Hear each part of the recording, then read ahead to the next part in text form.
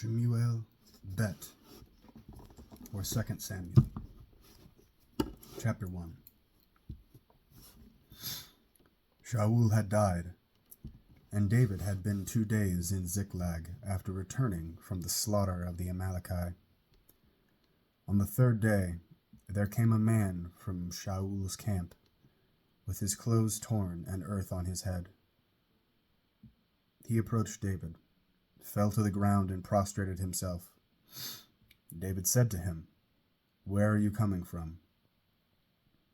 "I escaped from the camp of Israel," he replied.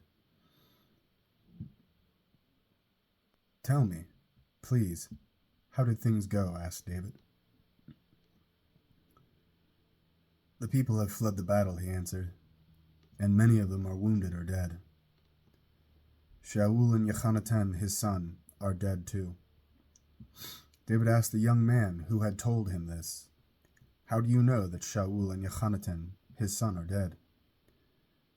The young man who had told him said, "I happened to be on Mount Gilboa when I saw Sha'ul leaning on his spear.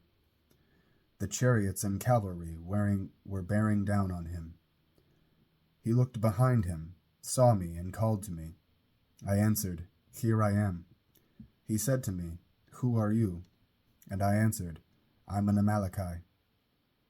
He said to me, 'I'm in agony, and I'm going to die, but I'm still alive. So please stand next to me and kill me.' So I stood next to him and killed him, because I was sure he was so badly wounded that he couldn't live. I took the crown that was on his head and the bracelets on his arm, and have brought them here to my lord." Then David took hold of his clothes and tore them, and likewise all the men who were with him. They wailed and cried, and they fasted until evening for Sha'ul, for Y'honatan his son, for Adonai's people, and for the house of Israel, because they had fallen by the sword. David said to the young man who had told him, "Where are you from?" He answered, "I'm the son of a resident foreigner, an Amaleki." David asked him, "How is it that you weren't afraid to raise your hand to destroy Adonai's anointed?" David called one of his young men and said, "Go over to him and kill him." The man struck him down, and he died. David said to him, "Your blood is on your own head. Your own mouth convicted you when you said, 'I killed Adonai's anointed.'" Then David pronounced his lament over Sha'ul and over Y'honatan his son, in order to teach the people of Yehudah not to underestimate archery. The lament has been written down in the book of Yashar. Your glory, Israel, lies dead on your high places. How the heroes have fallen. Don't speak of it in Gat. Don't proclaim it in the streets of Ashkelon. Then the daughters of the Pelishtim won't rejoice. The daughters of the uncircumcised won't gloat. Mountains of Gilboa, may there be on you no dew, no rain, no fields with good crops. Because there the shields of the heroes were dishonored. The shield of Sha'ul was no longer rubbed with oil.